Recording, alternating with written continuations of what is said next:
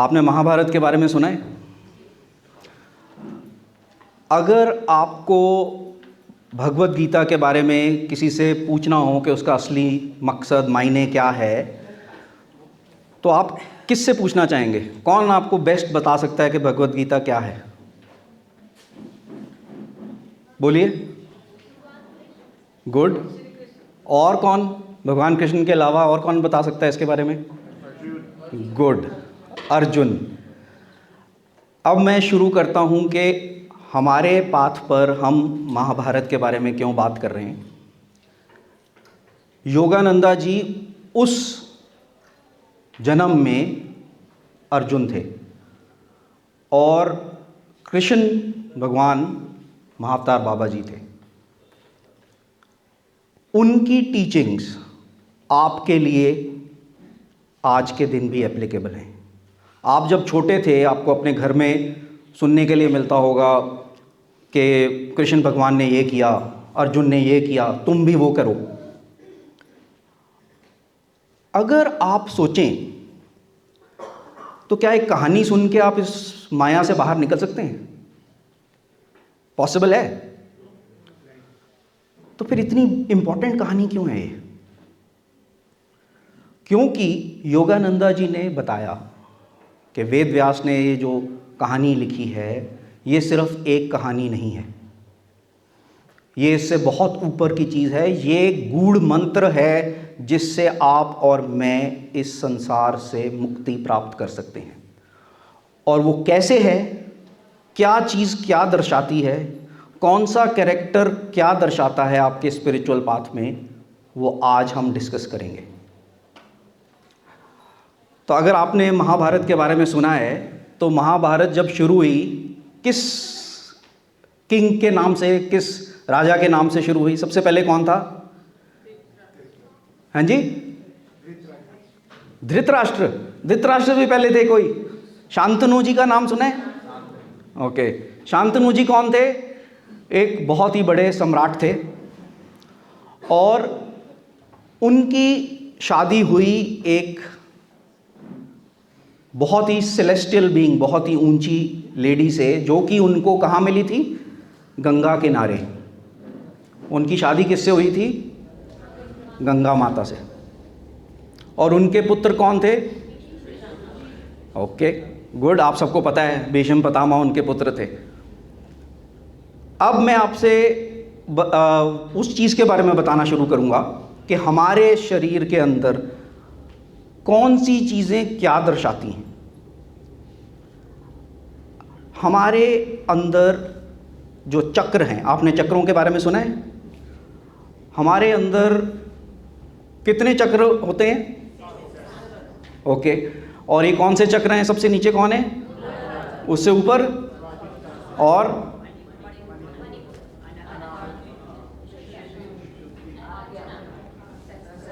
Good, आप सबको पता है। अब हमारे शरीर के अंदर योगानंदा जी ने इन सब को हमारे शरीर के अंदर एक एक कैरेक्टर का नाम दिया। और अगर आप मानेंगे, आपको पता है कि हर एक चक्र का एक एलिमेंट है। ये चक्र का एलिमेंट क्या है? आकाश। गुड। और आकाश में आप क्या कर सकते हैं? अपनी कौन सी फिजिकल 5 सेंसेस होती हैं हमारी? क्या है 5 सेंसेस?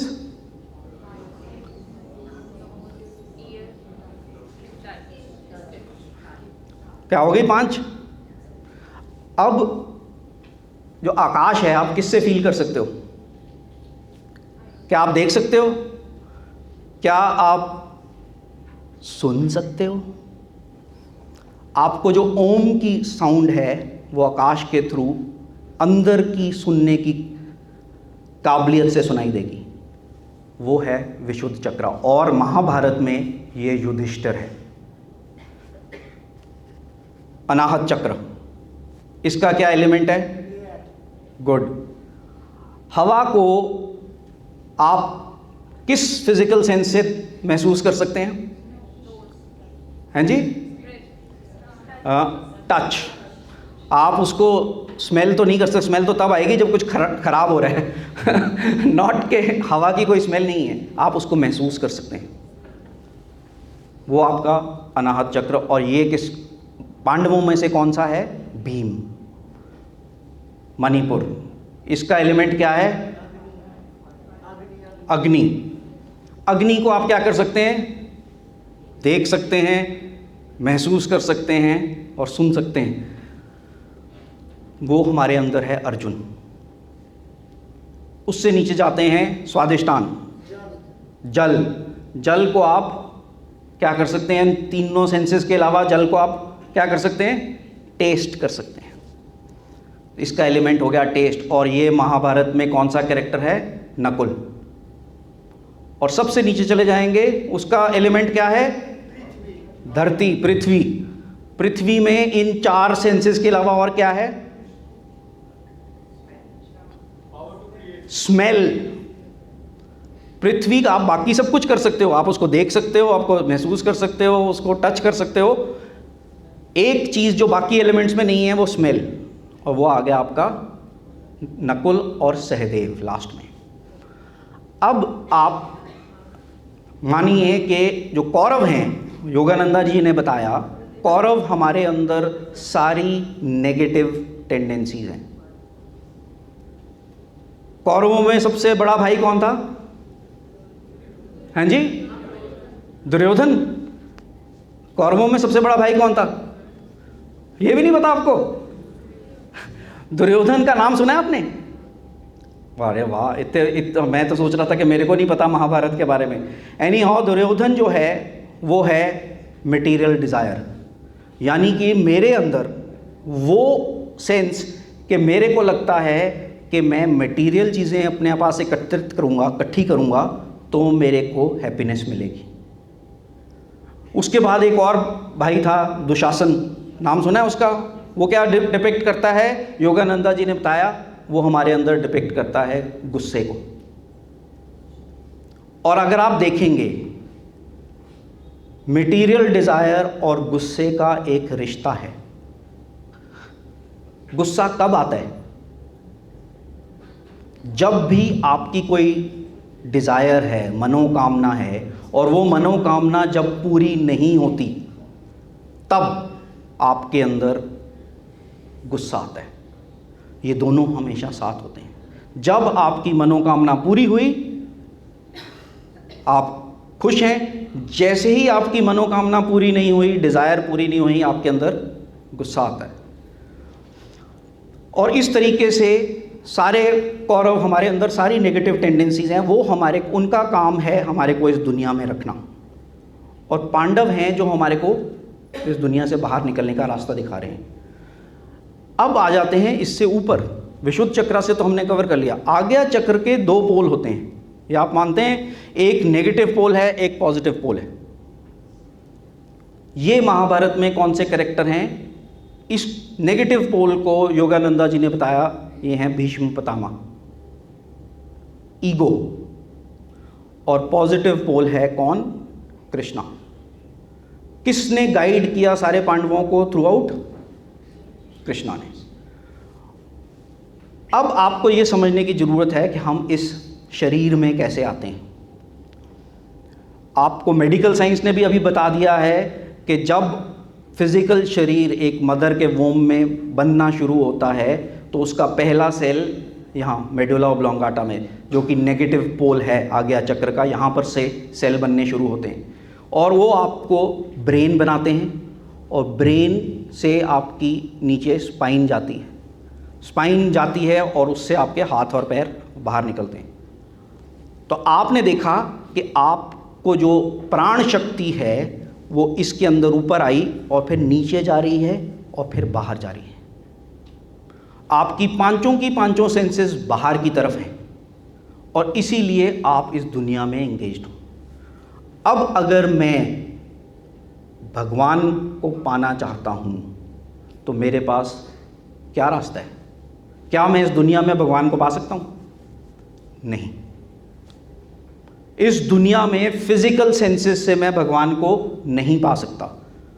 उसको पाने का तरीका है कि मैं किसी तरीके से अपनी प्राण शक्ति को अंदर और ऊपर ले जाना सीखूं, और इसी चीज़ में आपका रास्ता छुपा हुआ है।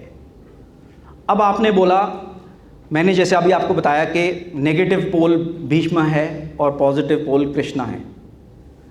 आपको कृष्ण भगवान के बारे में तो पता होगा। कृष्ण भगवान के पैदा होने से पहले उनके कितने भाई या बहन पैदा हुए थे जिनको कंस ने मार दिया था? 7 हुए थे, कृष्ण 8 में थे। आपको भीष्म पितामह की कहानी पता है कि उनसे पहले भी उनके कुछ भाई पैदा हुए थे जिनको गंगा माता ने गंगा में डुबा के मार दिया था। कितने थे वो? तो ये क्या लॉजिक हुआ कि कृष्ण से भी पहले 7 थे जिनको मार दिया गया, और भीष्म पितामह से भी पहले 7 थे और उनको भी मार दिया गया। क्या लॉजिक है इसका? क्या समझते हैं आप? ऐसा क्यों है?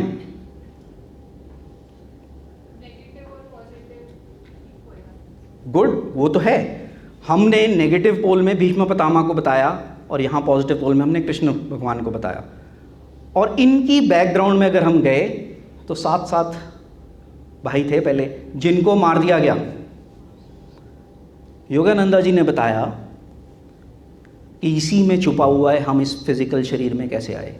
हमारे 3 शरीर होते हैं, एक स्थूल शरीर, एक प्राण शरीर, एक कारण शरीर। नाम सुने? ये तीनों शरीर के 2-2 हिस्से होते हैं। 2 हिस्से क्या हैं? एक मेरा खुद का कर्मा और एक कॉमन कर्मा। तो ये जो 6-7 भाई बहन जो पहले मारे गए वो फिजिकल शरीर में आते ही नहीं। 8वां फिजिकल शरीर में आता है, और जो अहम ईगो से आइडेंटिफाई होता है वो नेगेटिव पोल है, वो है भीष्म पितामह, और पॉजिटिव पोल है कृष्णा। अब अगर आप इस कहानी में सारे मेन कैरेक्टर्स के नाम हो गए, पांडवों की शादी किससे हुई थी? द्रौपदी क्या है? हाँ जी, योगानंदा जी ने बताया कि यही जो प्राण शक्ति हमारे अंदर इस शरीर को मैनिफेस्ट कर रही है, इस शरीर को बना रही है, ये जब नीचे आती है और 5 चक्र से और शरीर को बना देती है और बच्चा बड़ा भी हो जाता है, वो शक्ति मूलधार के नीचे जाके लॉक हो जाती है, और उसको हम कुंडलिनी शक्ति कहते हैं। अगर हमको इस माया के जाल से बाहर निकलना है तो हमारे को किसी तरीके से कुंडलिनी को अनलॉक करना है और उसको किसी तरीके से हर एक चक्र से होते हुए ऊपर लेके जाना है। और यहीं पर सारा आंसर है। अब अगर आप महाभारत की कहानी को सुने, हर एक लाइफ की सिचुएशन का आंसर महाभारत में दिया गया है। आप अपने अंदर हर कमी को कैसे ओवरकम कर सकते हैं, वो आप महाभारत में जाइए, उस कहानी को पढ़िए। उस कहानी में कौन सा कैरेक्टर किस चीज़ को दर्शाता है, और उसको मेरे को अगर ओवरकम करना है तो मैं उसको ओवरकम करूँगा। जैसे महाभारत में बताया गया उसकी मृत्यु कैसे हुई। एग्जाम्पल देता हूँ आपको।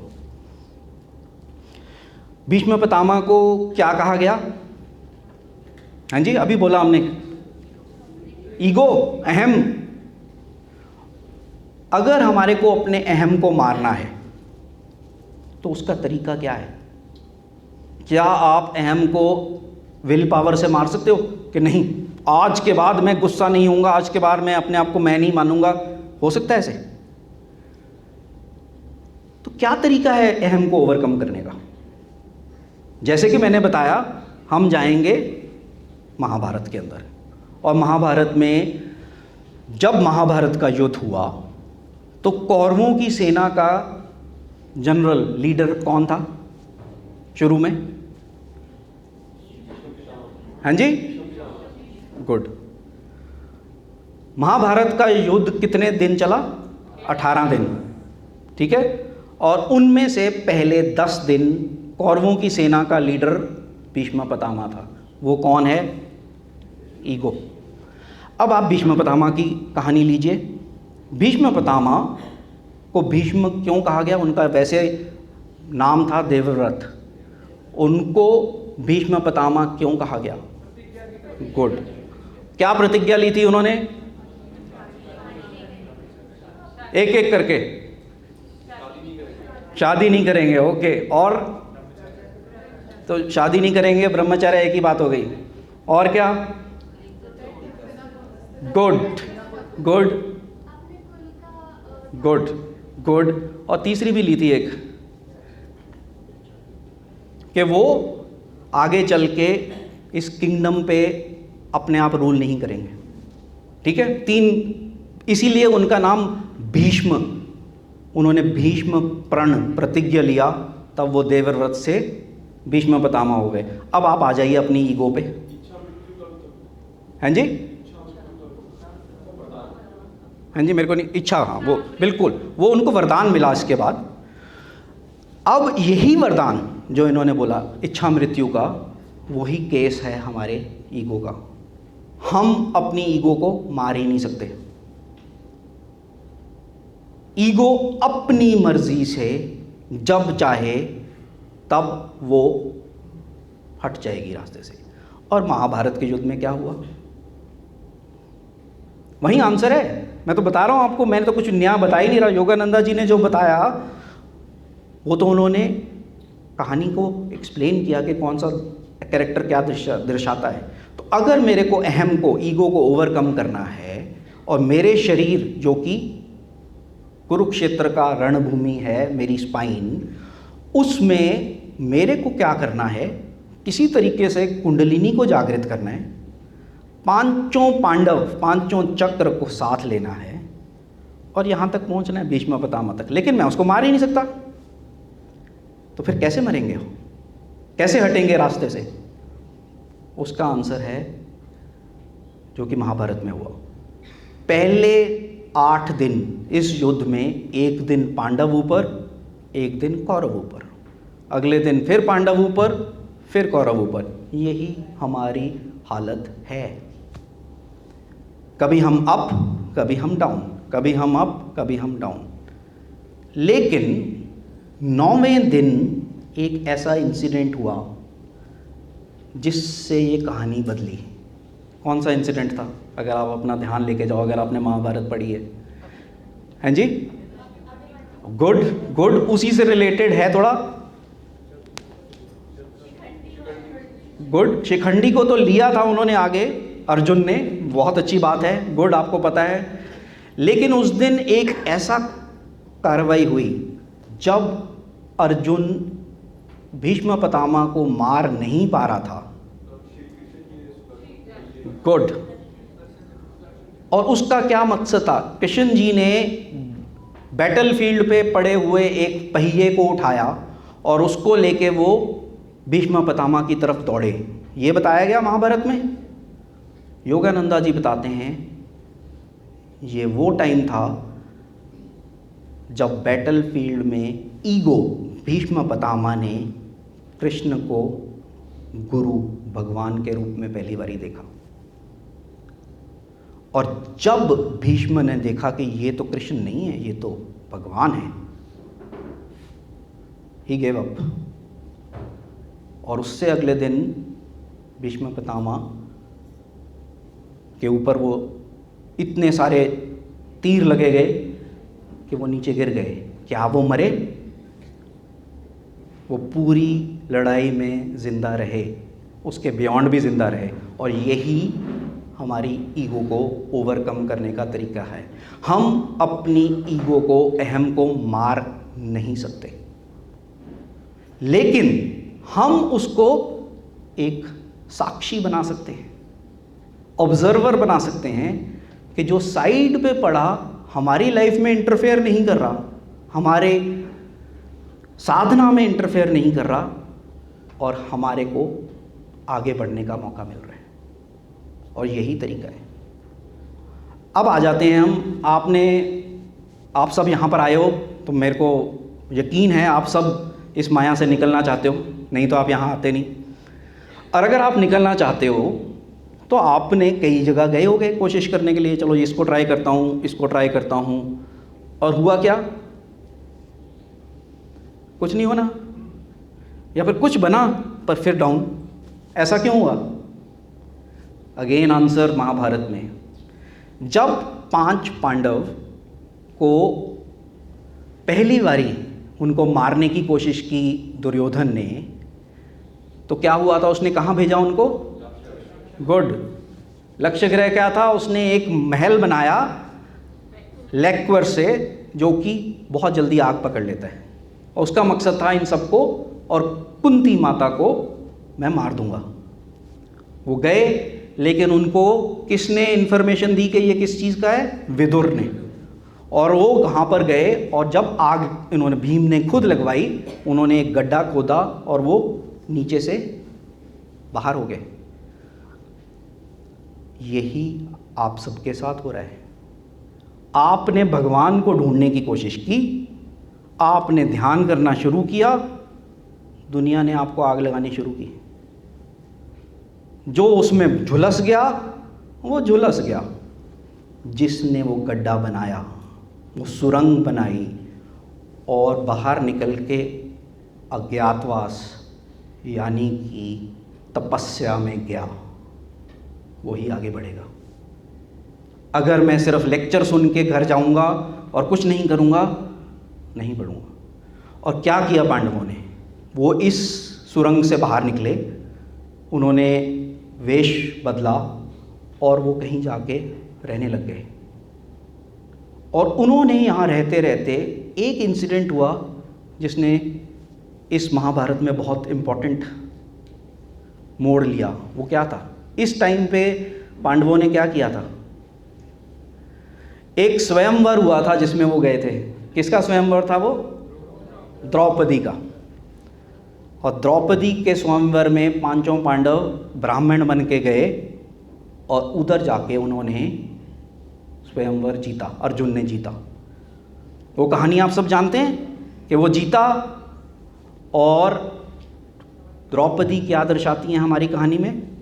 कुंडलिनी शक्ति। समझिए इसकी इंपॉर्टेंस। कुंडलिनी शक्ति से जब वो पहली बारी रूबरू हुए, उनसे मिले, उस टाइम पे एक इंटरेस्टिंग कैरेक्टर था जो कि महाभारत में पहली बारी आया। कौन था वो? उस स्वयंवर में कोई बैठा हुआ था, कर्ण भी था, बट लेकिन पहली बारी तो नहीं आया कर्ण। कृष्ण भगवान का नाम पहली बारी महाभारत में उस स्वयंवर में लिया गया। और इसका क्या मकसद है? कृष्ण हमारे गुरु हैं। जब आप अपनी साधना में सीरियस हो जाते हैं और इस वर्ल्ड की डिस्ट्रैक्शंस में इन्वॉल्व नहीं होते, उससे विड्रॉ करते हैं, अपनी साधना में बैठते हैं और आपकी सर्च सिंसियर है, आपको गुरु पक्का प्रकट होगा। और कब होगा? जब आपके अंदर दैट शक्ति जागेगी, कुंडलिनी जागेगी कि मैं भगवान को ढूंढ के ही रहूंगी।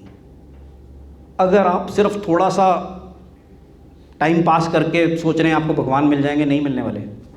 भगवान को ढूंढना इतना आसान नहीं है। अगर आपने ढूंढना है तो आपको ये करना पड़ेगा। और जब आपकी कॉल सिंसियर होगी, गुरु प्रकट होंगे। और यही हुआ वहाँ पर। कृष्ण भगवान जब इनकी लाइफ में आए पहली बारी, तब से आप देखिए पांडवों की लाइफ का डायरेक्शन चेंज हो गया। हम भी यही करते हैं सब कुछ कि मेरे को गुरु मिल गए, अब गुरु सब करेंगे। क्या यही होता है? क्या गुरु करते हैं आपके लिए सब कुछ? शंकरा जी बैठे हैं यहाँ पर, इनको 20 साल से ज़्यादा हो गए, योगानंदा जी के भक्त बने हुए, और गुरु ने सब कुछ किया क्या? एक तरीके से किया। इसका आंसर कहाँ पर है? अगेन महाभारत में। जब महाभारत युद्ध शुरू होने वाला था तो पांडव और कौरव कई राजाओं को अपनी तरफ लेना की कोशिश करने लगे, कोई मेरे से मिल जाए, कोई मेरे से मिल जाए। और उस टाइम के सबसे बड़ी सेना किसकी थी? गुड, कृष्ण भगवान की सेना सबसे बड़ी थी, द्वारका, और यादव सेना सबसे बड़ी थी। और उस टाइम पे एक इंसिडेंट हुआ, उनसे मिलने के लिए कौरवों की तरफ से दुर्योधन गया और पांडवों की तरफ से अर्जुन गए। अब वहाँ पर क्या हुआ आप समझिए, ये हमारी लाइफ की बहुत इम्पॉर्टेंट चीज़ है, जहाँ पर हमारे को आंसर मिलेगा कि गुरु के साथ कैसे मिलना है, क्या करना है, और गुरु हमारे लिए क्या करेंगे। जब ये दोनों पहुँचे तो सबसे पहले कौन पहुँचा? दुर्योधन। आप अर्जुन जी थोड़ा लेट पहुँचे, बट कृष्ण भगवान सो रहे थे, और वो दोनों जाके कहाँ बैठे? जहाँ वो सो रहे थे। दुर्योधन ने सोचा कि मैं भी किंग हूँ, वो भी किंग हैं, और वो उनके साइड पे बैठ गए। और अर्जुन कहाँ बैठा? पैरों में। कहाँ है आपकी जगह? गुरु के। और क्या हुआ? कृष्ण ने आंख खोली और उन्होंने अर्जुन को देखा। और सबसे इम्पोर्टेंट चीज़, अर्जुन ने पहले मांगने की राइट उसको मिला, और कृष्ण भगवान ने कंडीशन रखी, क्योंकि तुम दोनों आए हो और तुम दोनों मेरे से रिलेटेड हो। मेरे पास दो चीज़ें हैं, मैं आपको दो ऑप्शंस देता हूँ। एक, पूरी यादव सेना, सारे घोड़े, सारे हाथी, सारे वेपन्स, सारे चैरियट, सब एक तरफ, और दूसरी तरफ मैं अकेला। उसके साथ कंडीशन, मैं अकेला लड़ाई में हिस्सा नहीं लूँगा, कोई हथियार नहीं उठाऊँगा, सिर्फ सारथी बनूँगा। अर्जुन ने क्या मांगा? दुर्योधन ने क्या मांगा? आप क्या मांग रहे हो? अपनी लाइफ में ढूंढो। भगवान को चाहते हो कि इस दुनिया में वो यादव सेना को लीड करके बहुत बड़े राजा बनना चाहते हो? अगर आप गुरु को चाहते हैं तो उनके पैरों को पकड़ लो और छोड़ना मत।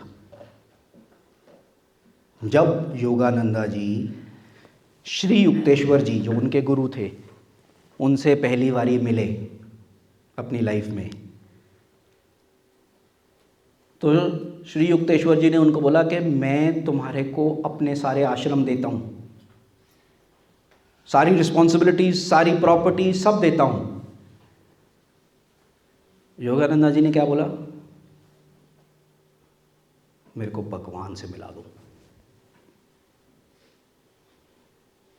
I don't want all the things this world can give to me. अगर आपको भगवान चाहिए, then make a promise to yourself today कि टाइम वेस्ट करने का टाइम निकल गया।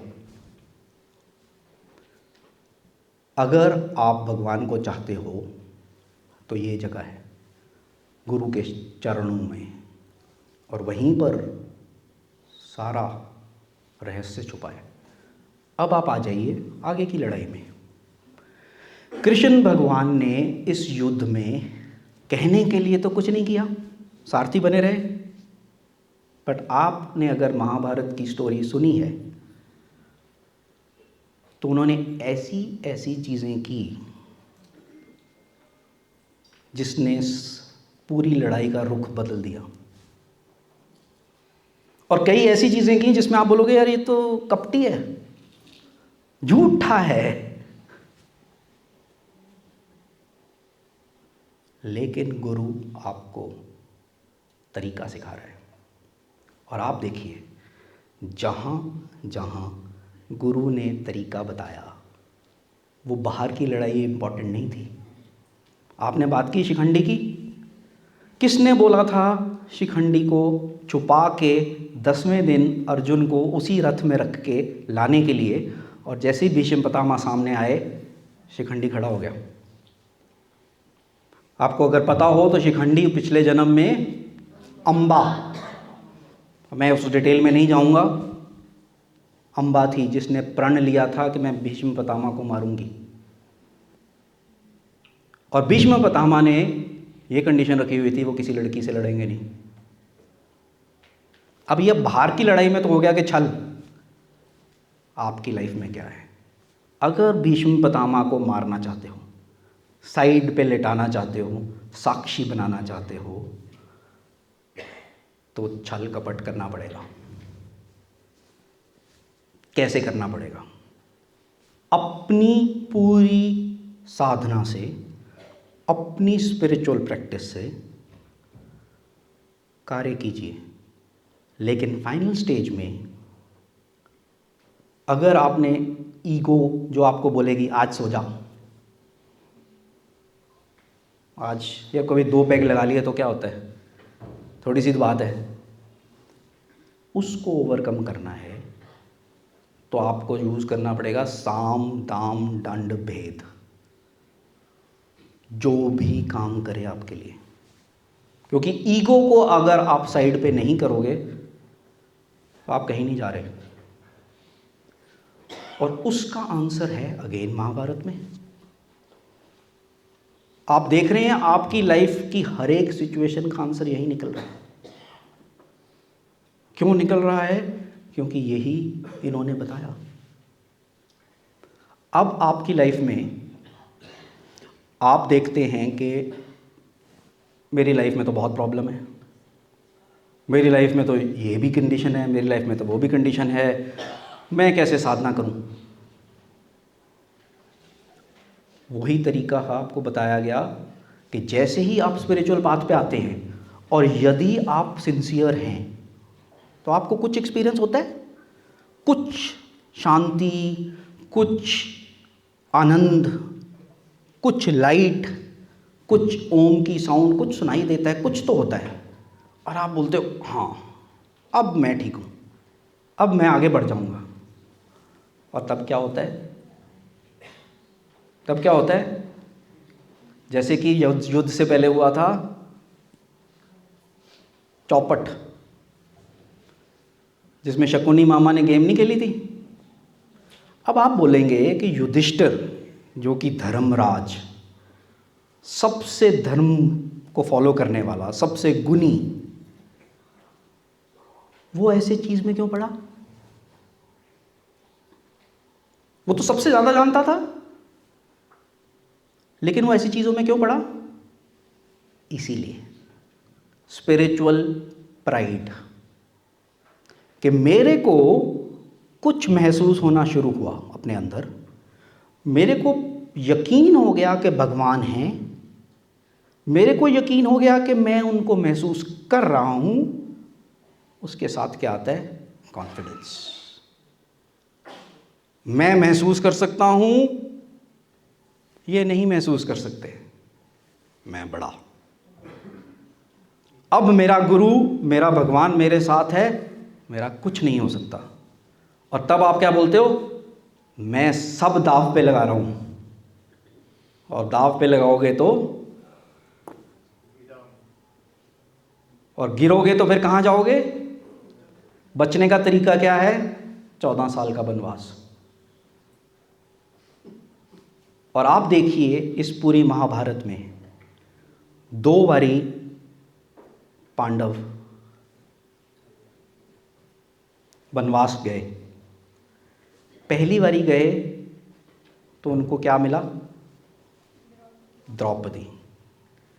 इसका मकसद है, इसका मतलब है उनको कुंडलिनी महसूस हुई, जो कि हम में से बहुत जब ध्यान में बैठते हैं तो हमारे को कुछ एनर्जी ऊपर हरकत करती हुई महसूस होती है। कई लोग बोलते हैं मेरे को झटका लगा, मेरे को ऐसे हुआ, मेरे को ऐसे हुआ। वो कुंडलिनी ने दस्तक दिया, ऊपर नहीं चढ़ी पूरी। लेकिन इसके बाद क्या होता है, जब आपने चौपट खेला और सब हार दिया, तब एक इंसिडेंट हुआ। एंड में जब पांडव सब हार चुके थे, उस टाइम पे दुर्योधन ने दुशासन को भेजा द्रौपदी को खींच के सबके सामने लाने के लिए। और जब द्रौपदी को वहां ले आया गया तो कर्ण के कहने पे और दुर्योधन के कहने पे चीरहरण की कोशिश की गई। उस टाइम पे द्रौपदी किससे विवाहित थी? Bhim, the mightiest warrior of planet earth. The best warrior कौन था? अर्जुन। धर्मराज कौन था? युधिष्ठिर। नकुल, सहदेव सब थे। लेकिन द्रौपदी ने किसका नाम लिया? कृष्ण वहां थे? कृष्ण।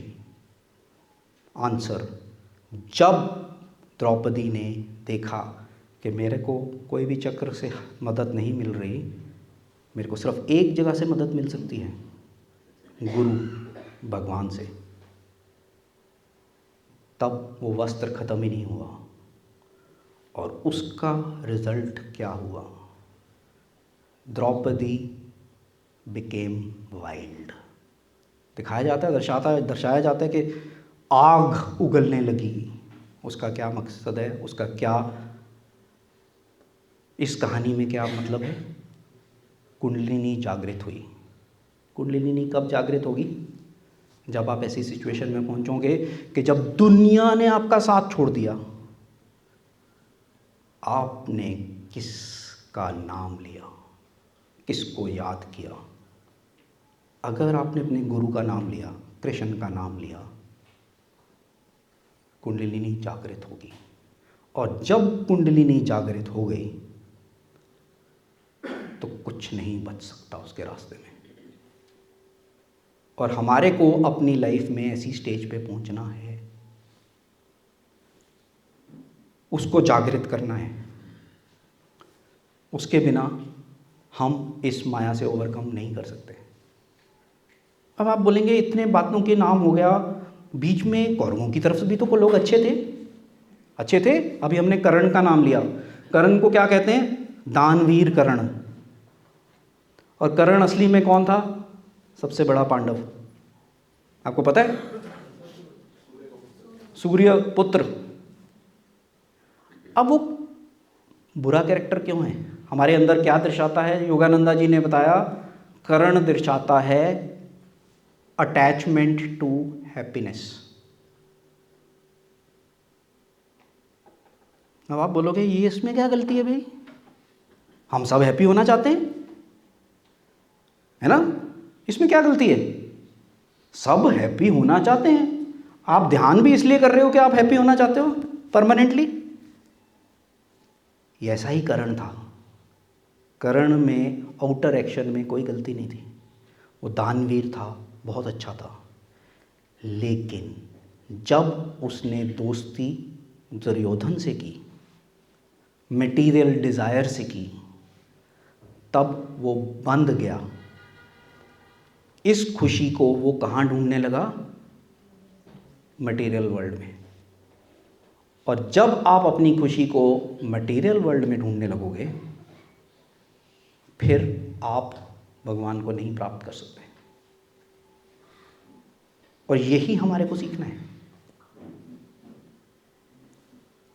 हमारी लाइफ में ऐसी सिचुएशन आती रहेंगी। हर एक कैरेक्टर, हर एक की मृत्यु जिस तरीके से हुई, किसने की, वही तरीका है ओवरकम करने का। एंगर को, दुशासन को किसने मारा? भीम ने। दुर्योधन को किसने मारा? भीम ने। भीम क्या है? अनाहत चक्र। मेडिटेशन में जब मैं अपने अंदर डिवोशन को जगाता हूँ, भगवान की तरफ, गुरु की तरफ आस्था को जगाता हूँ, तो मैं इन सबको ओवरकम करता हूँ।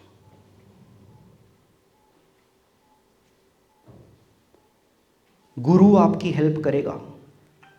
कैसे हेल्प करेगा ये आप नहीं बता सकते। स्वामी क्रियानंदा 1948 में योगानंदा जी के पास आए और शुरू में वो बहुत इंटेलेक्चुअल थे, दिमाग से सोचते थे। योगानंदा जी ने बोला आप अपने अंदर डिवोशन लाओ, और डिवोशन लाने के लिए स्वामी क्रियानंदा जी को चैंटिंग सिखाई, और स्वामी क्रियानंदा जी ने हारमोनियम पे चैंट करना सीखा। और जैसे वो चैंट करने लगे, उनके हृदय में अनाहत चक्र से कुछ ऊपर उठने लगा।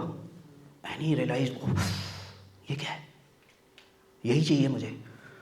और तभी उनको पता लगा कि माउंट वॉशिंगटन जाके, जहाँ पर योगानंदा जी का आश्रम था, उसके पास कोई एक इंडियन है। उस टाइम पे हारमोनियम अवेलेबल नहीं थे अमेरिका में। उनको पता लगा एक कोई इंडियन रहता है और उसके पास हारमोनियम है सेकेंड हैंड, और वो बेचना चाहता है। तो स्वामी क्रियानंदा जल्दी से बस पे बैठे और पहुंच गए कि मेरे को हारमोनियम चाहिए, और उन्होंने हारमोनियम की पेमेंट की और लेके आ गए। और स्वामी क्रियानंदा इसके बारे में खुद बोलते हैं कि ही वॉज थ्रिल्ड। उनको आश्रम में काम में 5 मिनट का ब्रेक मिलता था, वो भागे अपने कमरे में जाते थे, हारमोनियम पे एक चैंट प्ले करते थे, इस एनर्जी को ऊपर आता फील करते थे और ब्लिस में चले जाते थे। ये चीज़ हुए 2 या 3 दिन होंगे। गुरु कैसे सिखाता है मैं उस पर आ रहा हूँ। उनको योगानंदा जी ने बुलाया और बोला, उनको वो वॉल्टर के नाम से बोलते थे कि वॉल्टर इधर आना, मेरे को सुनने में आया है कि तुमने एक हारमोनियम लिया है। कहता हाँ जी मास्टर मैंने लिया है, बहुत बहुत ही मेरे को मज़े आ रहे हैं चैंटिंग में। योगानंदा जी ने कहा मेरे को दे दो। स्वामी क्रियानंदा वो स्टंड कि एक तरफ से ये मेरे को बोल रहे हैं डिवोशन लाओ, और दूसरी तरफ से मेरा हारमोनियम ले लिया। पर उनके गुरु थे, उन्होंने हारमोनियम दे दिया। लेकिन स्वामी क्रियानंदा के अपने वर्ड्स में है कि I felt as if someone had snatched my wife away. But गुरु हैं, दे दिया।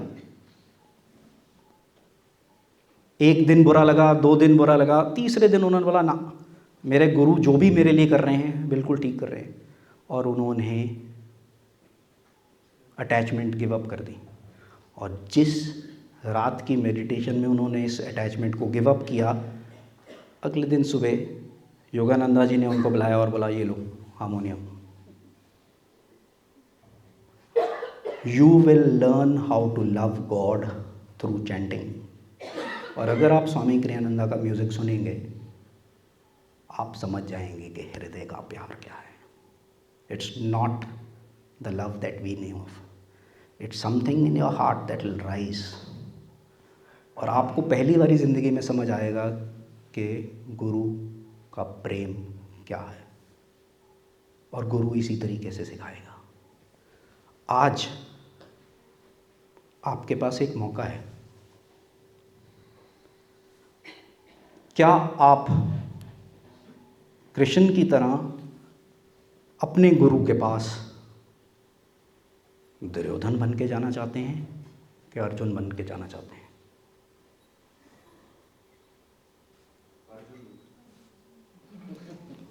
गुड। और अगर आप अर्जुन बन के जाना चाहते हैं, ये रहे अर्जुन और ये रहे कृष्ण, और उनकी जो टीचिंग है वो है क्रिया योगा। और अगर आपको भगवान तक का रास्ता ढूंढना है शॉर्टेस्ट पॉसिबल, तो वो बैठी हैं रजिस्ट्रेशन के लिए। अगले संडे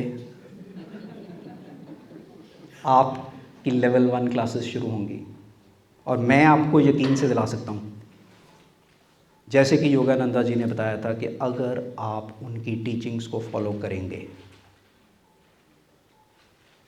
एवरीवन कैन चेंज। सब छूट जाएगा। उन्होंने कोई कंडीशन नहीं लगाई कि आप ड्रिंक ना करो, स्मोक ना करो, नॉन वेज ना खाओ, कुछ भी करो, आओ। And if you follow these teachings, these habits में फॉल ऑफ। मैं खुद दिन में 30-35 सिगरेट पीता था। जब कंपनी अच्छी थी तो मैं ड्रिंक करता था, नॉन वेज खाता था 3-4 बारी हफ्ते में। मैं फ़ौज में कर्नल हूँ। और जब मेरे को मेरे गुरु की किताब मिली 8 साल पहले, ओवरनाइट गॉन। अब मेरे को उस दारू की ज़रूरत नहीं है, क्योंकि मैं अंदर से ड्रंक हूँ 24/7 इन हिज लव। और वो प्यार आपके लिए वेट कर रहा है। Take this decision today and a wonderful path awaits you.